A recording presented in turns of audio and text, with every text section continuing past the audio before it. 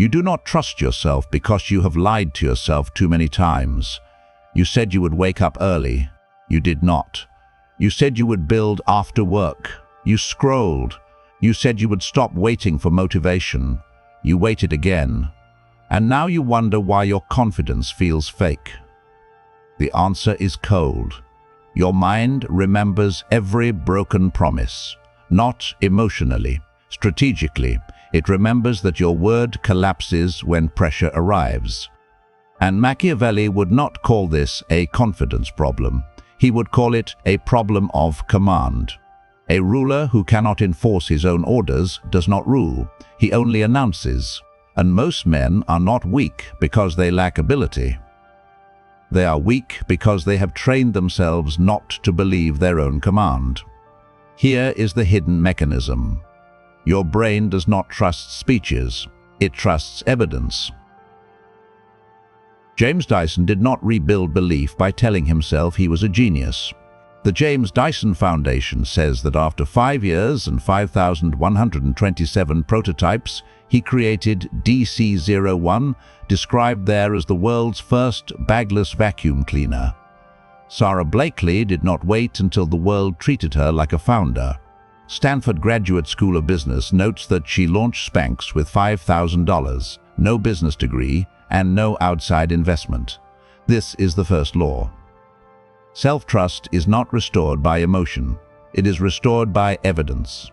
And before this video ends, you will understand why your mind stopped believing you, why motivation cannot repair it, and why one small promise kept under pressure can rebuild more authority than 100 declarations made when you feel inspired. Because a man who wants power must be willing to audit himself. Machiavelli matters here for one reason. He did not worship intention, he studied reality. In The Prince, he writes, "It appears to me more appropriate to follow up the real truth of the matter than the imagination of it." That sentence is not soft philosophy. It is a blade. Not the man you imagine yourself to be.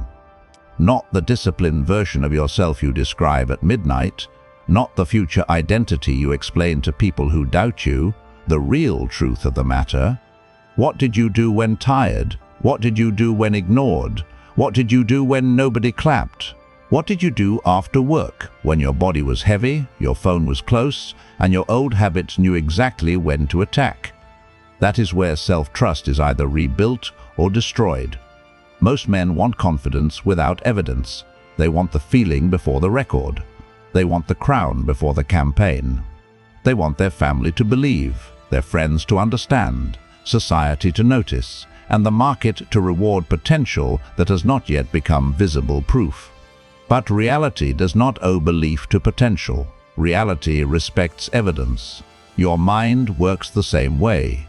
It does not believe you because you speak with intensity.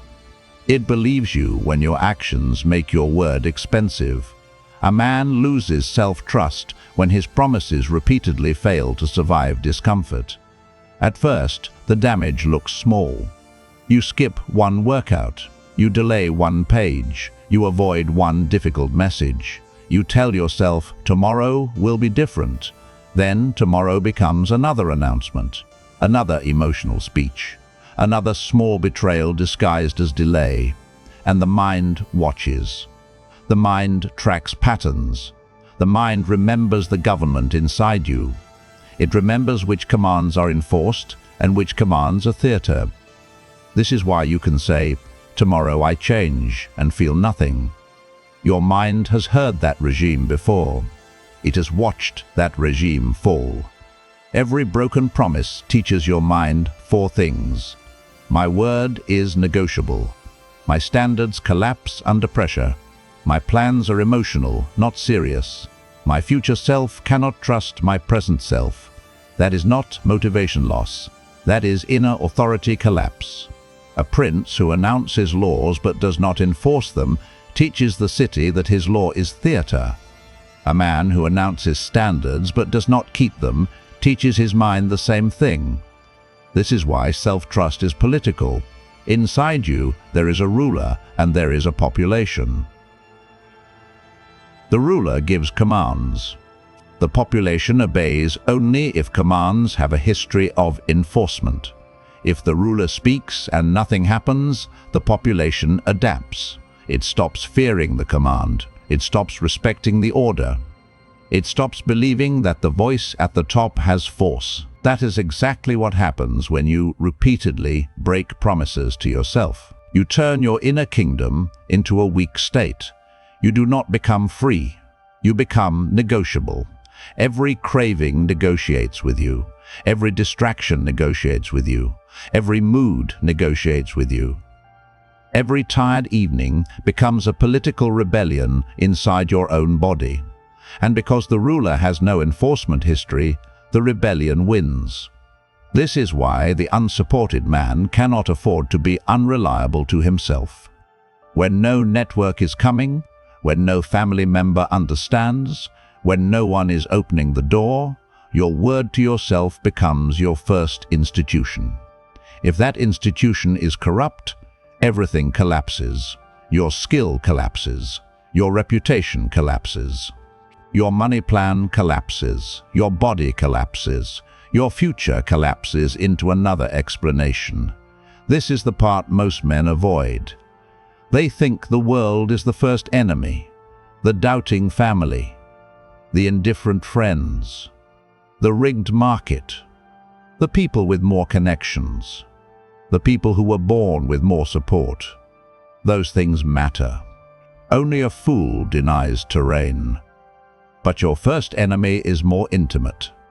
It is the part of you that keeps making promises your actions do not defend. That part of you destroys leverage before the world ever gets a chance to test you. You think you lack confidence. You do not. You lack evidence that your word means something.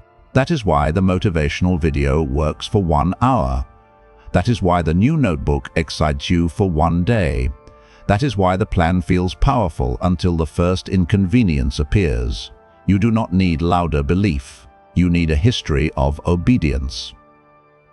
The issue is not that you have no confidence.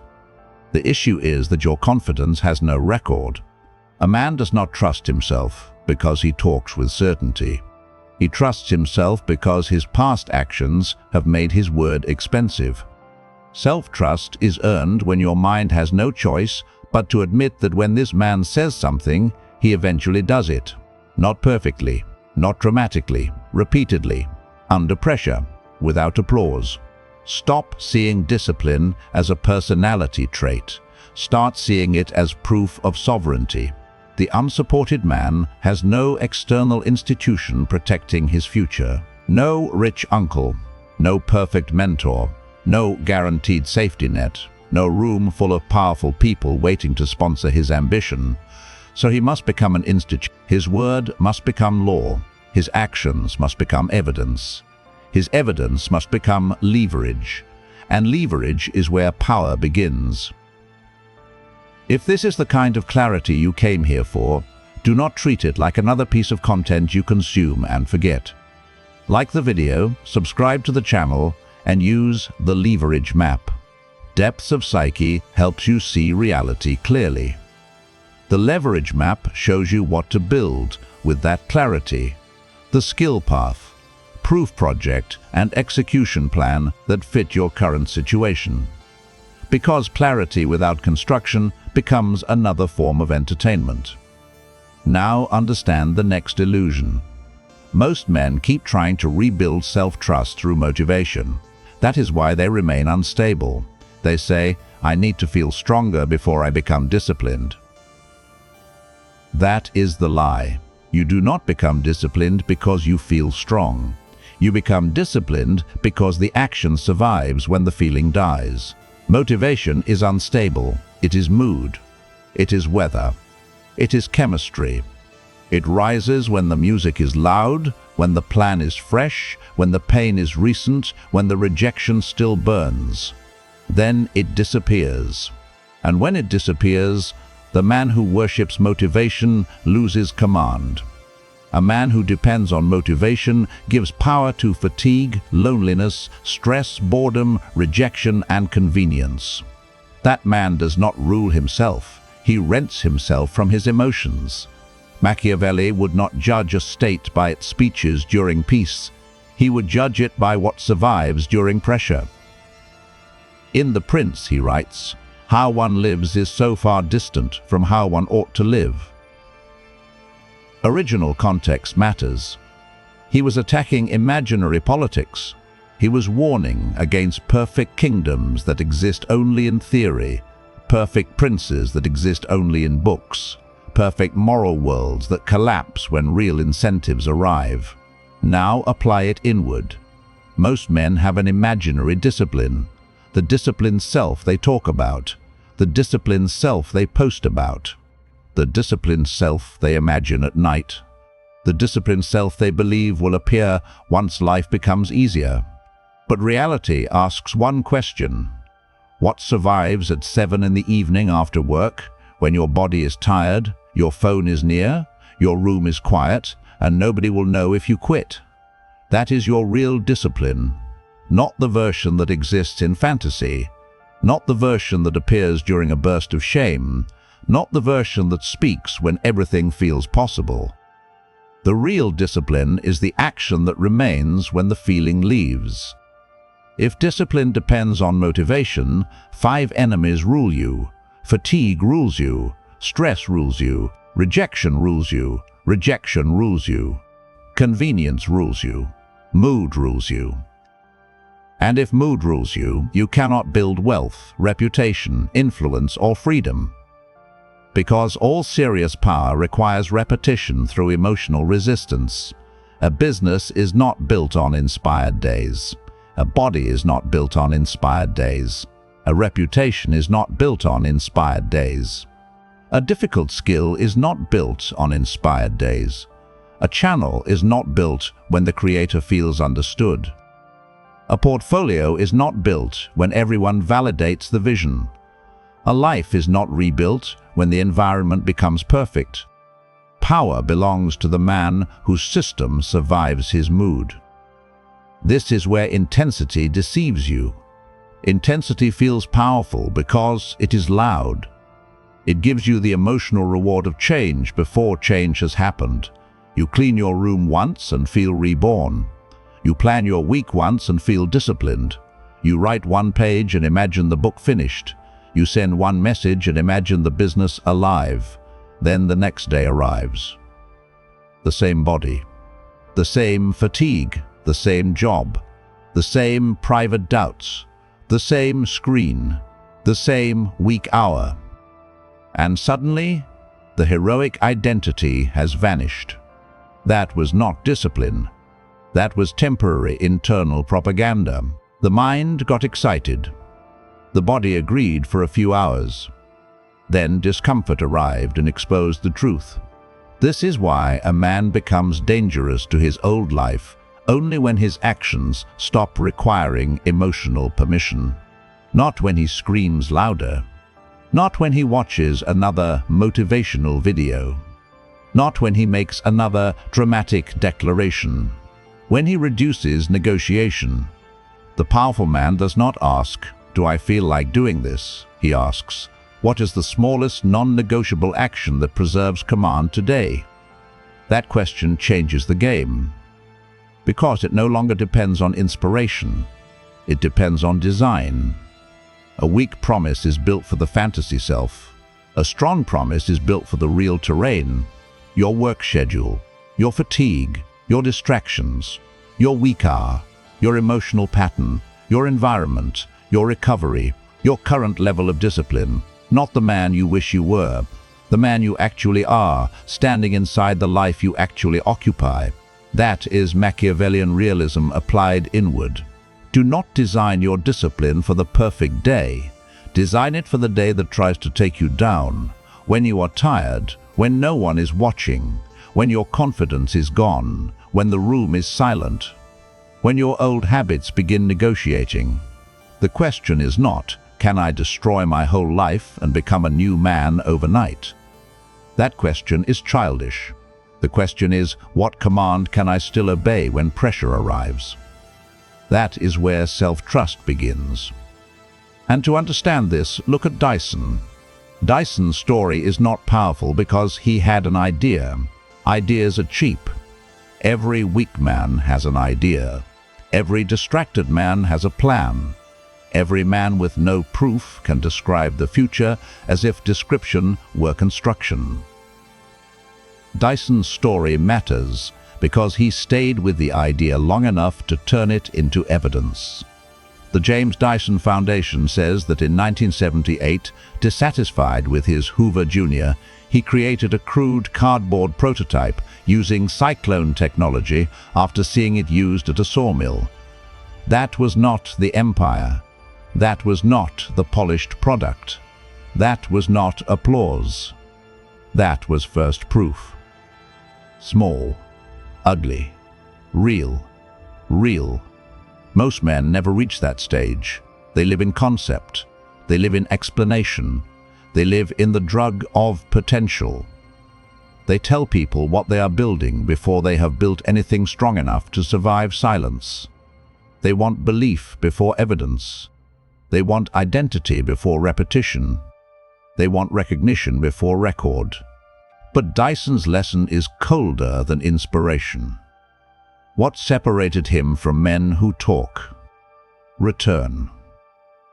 The capacity to return after the first version was not enough. The capacity to keep correcting reality.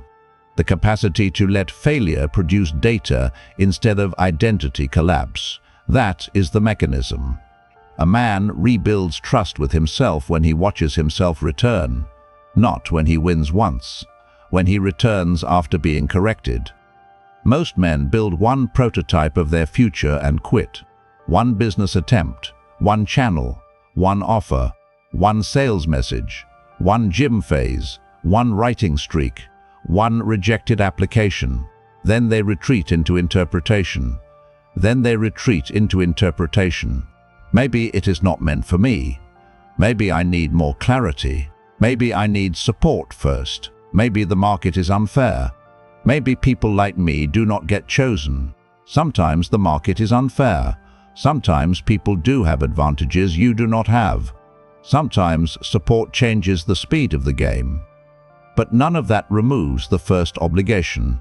Produce more contact with reality. Reality is not insulting you every time it corrects you. Reality is giving you the next adjustment. Weak self-trust turns correction into humiliation. Strong self-trust turns correction into revision. That is why the Dyson example matters. The Foundation's account says, Dyson reached DC01 after 5 years and 5,127 prototypes. Understand what that number means. It means belief was not required to be perfect at prototype 1. It means confidence did not need to exist at prototype 73. It means identity did not need applause at prototype 900. It means the proof was being built in the repetition. This is where unsupported men misunderstand confidence. They want to trust themselves before they have a record. But the record is what creates trust. Dyson did not need perfect belief before repetition. Repetition created belief. The work became a courtroom. Every prototype was testimony. The final product was the verdict. That is how inner authority is built. Not through one emotional decision, through repeated evidence that survives failure. Self-trust grows when a man sees himself return to the work after failure, not when he avoids failure.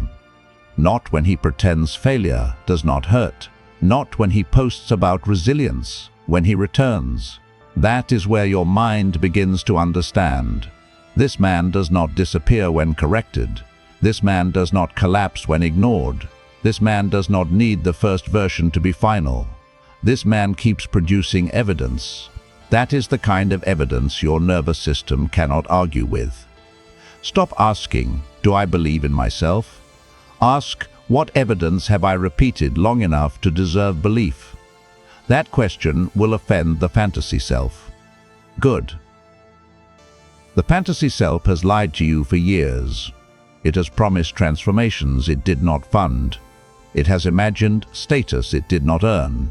It has demanded recognition without proof. The strategic self wants evidence. The unsupported man cannot afford fantasy. He must become measurable. And once a man understands repetition, he meets the next enemy, waiting to feel legitimate before he builds. This is a quieter trap. It does not always look like weakness. Sometimes it looks like preparation. Sometimes it looks like research. Sometimes it looks like humility. Sometimes it sounds reasonable. I need more credentials. I need the right mentor. I need people to understand the idea. I need a better network. I need to feel ready. But beneath all of that, there is often one dependency: permission. Most men do not fail because nobody gave them permission. They fail because they keep waiting for permission to feel legitimate. They want a clean path, a sign, a supporter, a credential, a public confirmation that they are allowed to take themselves seriously. But the world usually respects proof after it becomes visible, not before. Legitimacy often follows evidence. It does not always precede it. And this is where the story of Sara Blakely becomes useful, not as comfort, but as a strategic lesson. Not because the lesson is to copy her industry, not because every man watching this should build a clothing company. The lesson is deeper. She did not wait until the world gave her the identity of founder before she began acting like one.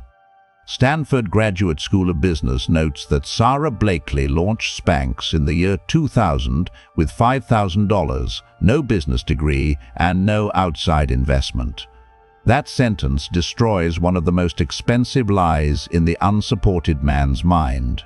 The lie is this: I need to feel legitimate before I move. No. You need to create proof until legitimacy has no choice but to follow. Most men think legitimacy is a feeling. It is not. Legitimacy is a record that becomes difficult to dismiss. A man who waits to feel legitimate stays dependent.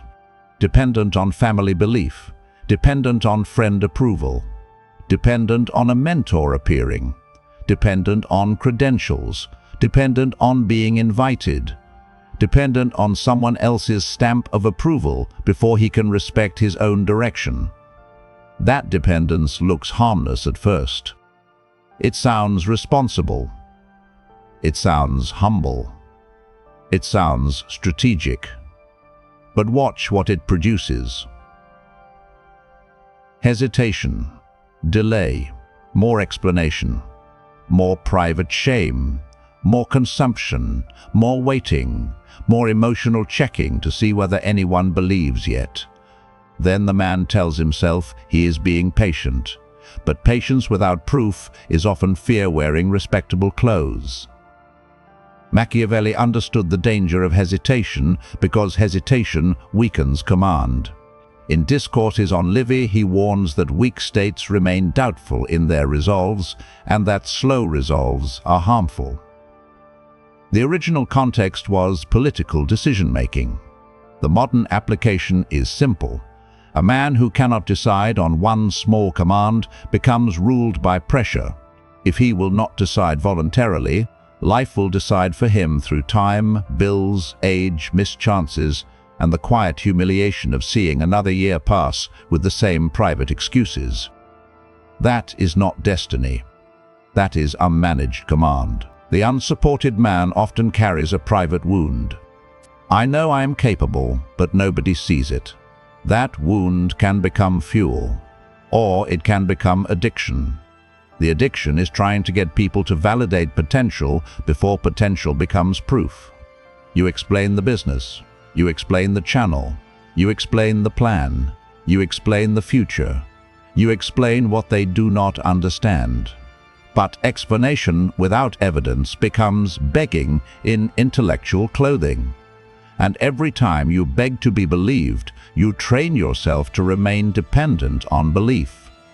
This is why Blakely's lesson is not soft inspiration. It is not believe in yourself. That is too vague. The real lesson is colder. Create the first proof before the world has a reason to understand you. Proof before permission. Record before recognition. Action before identity. Evidence before applause. The world does not need to understand the man you are becoming before you begin becoming him. Your family does not need to understand the strategy. Your friends do not need to validate the ambition. The market does not need to congratulate the first version. Your own mind does not even need perfect confidence. It needs evidence. This is the difference between approval and authority. Approval is given. Authority is built. Approval can be withdrawn. Authority becomes harder to remove because it rests on repeated proof. A man who lives for approval remains emotionally rented. A man who builds authority becomes harder to ignore. So stop asking whether you are legitimate. Ask whether you are producing evidence. Stop asking whether people believe. Ask whether you have given reality enough proof to make disbelief expensive.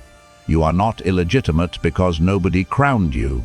You are unproven because you have not yet created enough evidence. That is not an insult. It is a path. A man can solve unproven. He cannot solve fantasy. Once you accept that you are unproven, the next move becomes simple. Produce, measure, correct, repeat. That is how permission loses power. But there is a deeper reason proof works. It is not only philosophical, it is psychological. Your brain does not become loyal to your words. It becomes loyal to your record. This is close to what psychology calls self-efficacy. Self-efficacy is the belief that you can organize and execute the actions required for a specific result. Albert Bandura's theory identifies mastery experiences as one of the major sources of self-efficacy. In plain language, successful action builds belief because the mind has evidence. That means your confidence is not separate from your behavior. It is downstream from your behavior. You believe yourself after watching yourself perform. This is why affirmations often feel fake. You say, "I am disciplined." But your evidence says you quit when tired. You say, "I am serious." But your evidence says you negotiate with distraction. You say, "I am building a future." But your evidence says you keep choosing relief over proof. Your nervous system is not impressed by declarations. It is impressed by completed action. This is why confidence without evidence feels like performance. You are trying to command a kingdom with counterfeit currency. The speech sounds powerful. The record says otherwise. And the record always wins. Machiavelli understood the difference between appearance and reality. In The Prince, he writes, "Everyone sees what you appear to be, few really know what you are." The original context was political perception. People judge rulers through visible signs because most people cannot examine the ruler directly. Now apply that inward. The world judges your proof before it studies your intentions. But even more importantly, you judge yourself the same way. You may know your private ambition. You may feel your hidden potential. You may believe you are different. But if the visible record of your life contradicts your imagined identity, inner trust breaks. This is why unsupported men suffer so deeply. They believe they are more than the world has evidence to believe. Sometimes they are right, sometimes they are just unproven. The only answer is proof. Not louder explanations, not resentment, not fantasy. Proof. Confidence without evidence is performance. Confidence with evidence is command. The point is not to feel powerful. The point is to build a record that makes weakness harder to believe. Your mind must see evidence so often that self-doubt begins to lose credibility. Not because you shouted over it, because the ledger contradicts it.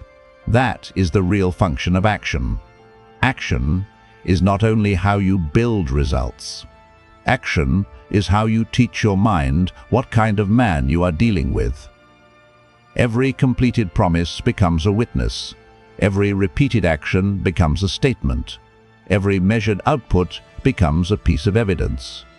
And over time, the mind stops asking for speeches. It starts trusting the record. This is why self-doubt should not always be treated like an enemy. Sometimes self-doubt is an auditor. It is asking a brutal but useful question. Where is the evidence? Where is the output? Where is the repeated action? Where is the proof under pressure? Most men answer with feelings. The strategic man answers with records. He does not say, "I swear I am changing." He points to the work. He does not say, "I am serious now."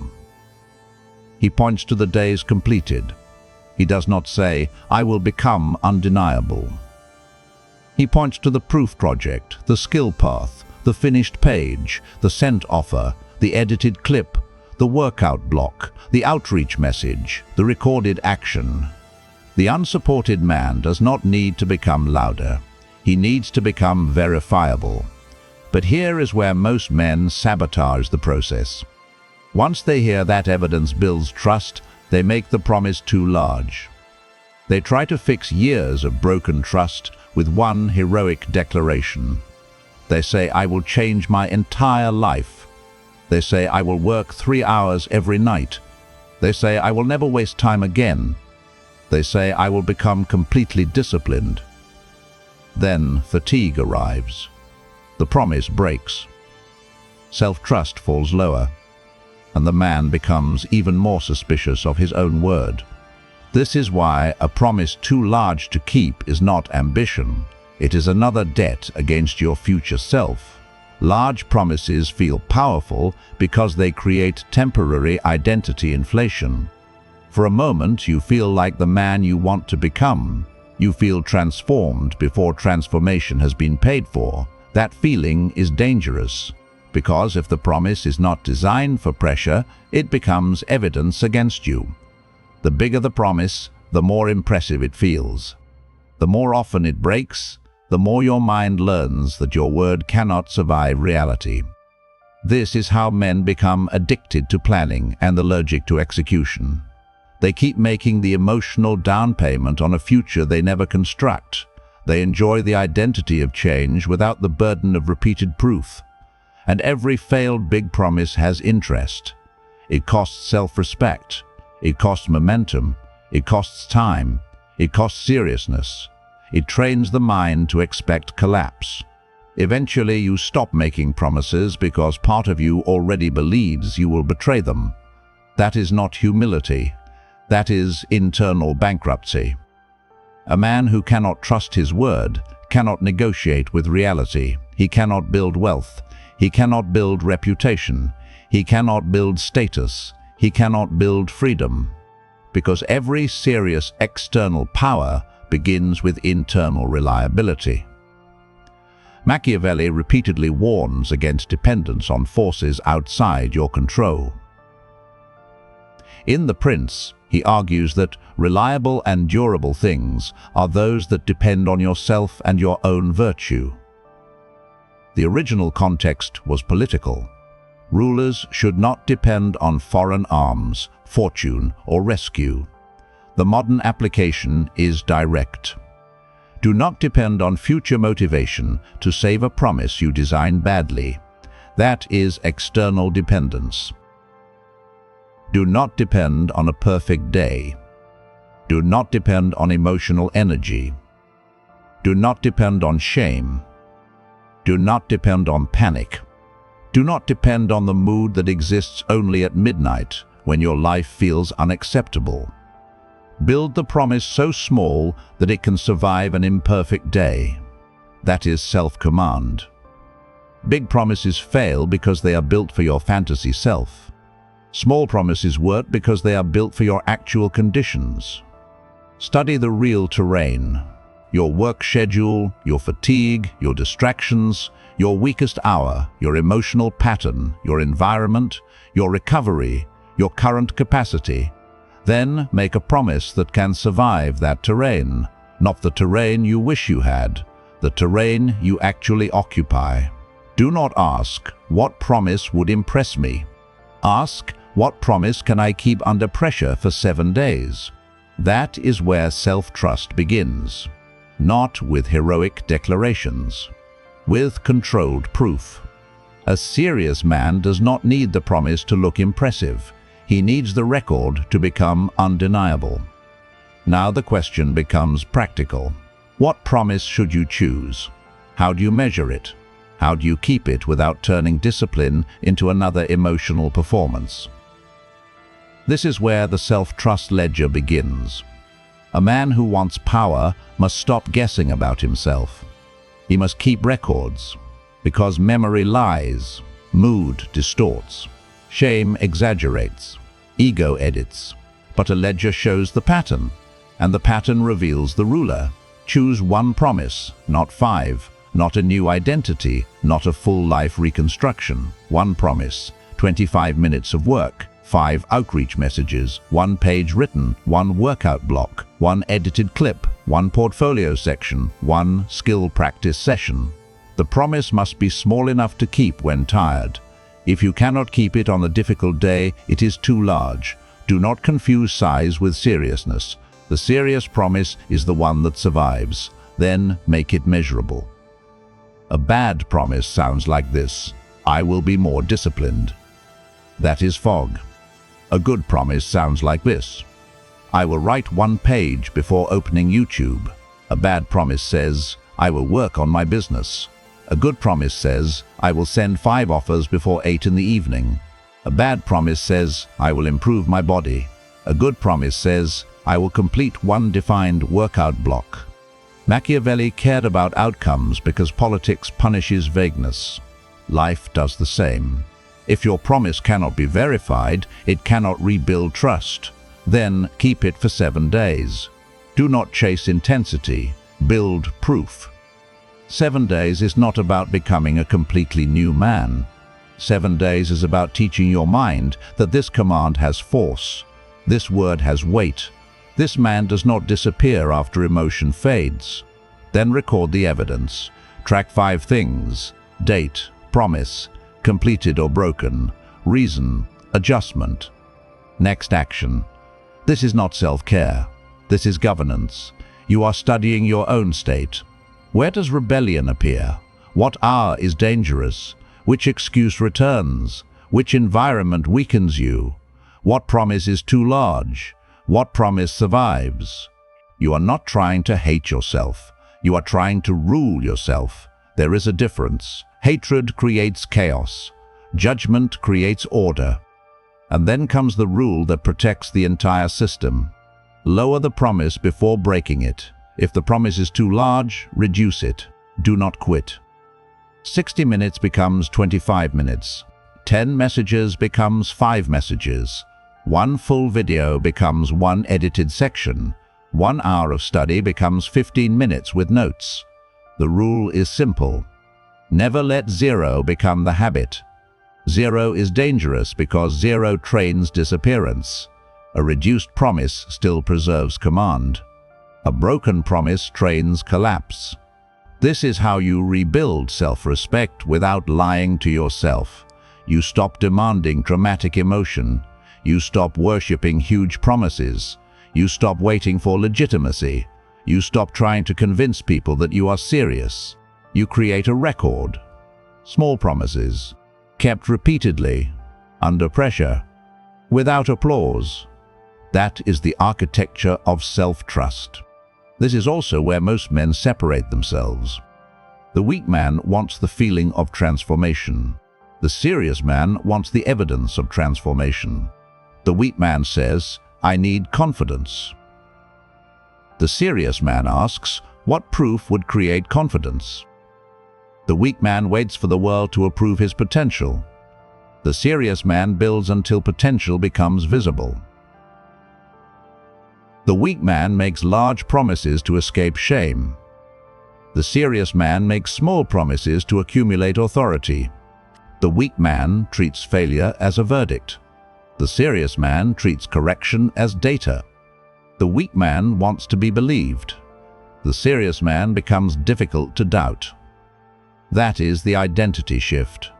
You are not trying to become more motivated. You are trying to become less negotiable. You are not trying to feel legitimate. You are trying to become proven. You are not trying to silence self-doubt with noise. You are trying to answer it with records. You are not trying to impress yourself with a heroic promise. You are trying to obey one command until your mind updates its judgment. This is how a man rebuilds inner authority, not through comfort, not through applause, not through emotional speeches, through evidence. The kind of evidence your mind cannot argue with. If you are the kind of man who is tired of consuming clarity but not building leverage from it, stop confusing insight with progress. You already know your life needs proof, but your problem is not knowledge. Your problem is that your knowledge has not become a system. If you keep watching powerful ideas without turning them into execution, you will become a man with explanations instead of results. Inside Patreon, you get the deeper, unfiltered material, practical breakdowns, and exclusive frameworks designed to turn clarity into discipline, skill, proof, and leverage. This is not for men who want entertainment. It is for men who are ready to audit themselves and build visible evidence. The decision is yours. Like this video if it gave you a colder standard. Comment: the one promise you will keep for 7 days. Subscribe if you want clarity that does not flatter weakness. Now take the lesson seriously. Stop asking why you lack confidence. Ask how many promises you have broken to yourself. Self-trust is not rebuilt through motivation. It is rebuilt through evidence. One small promise, kept repeatedly, under pressure, without applause. That is how inner authority returns. Rich men do not trust themselves because they feel powerful. They trust themselves because their history proves obedience to their own command. The world does not need to believe first. Your family does not need to understand first. Your friends do not need to validate first. Your mood does not need to cooperate first. Your record must begin first. Choose one command. Make it measurable. Keep it for 7 days. Record the evidence. Adjust before breaking. Never let zero become the habit. Do not ask for confidence. Build proof your mind cannot argue with. No applause. No permission. Build anyway.